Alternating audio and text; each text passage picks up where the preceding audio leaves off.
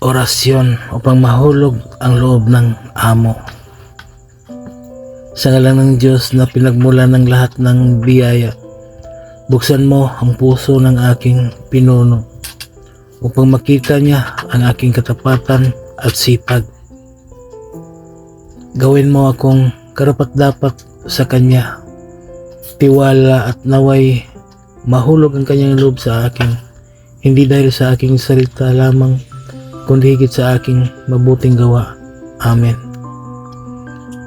Bigkasin lamang ang mga orasyon na sumusunod ng 3 beses at ihip sa isang basong tubig at inumin, o di kaya ay ihip mo sa iyong dibdib. Sator aripo tinit opera rotas, 3 es notes les verbum, 3 es notes les verbum, 3 es notes les verbum. Amen. Gawin ito araw-araw hanggang sa mahulog ang loob ng iyong amo sa iyo.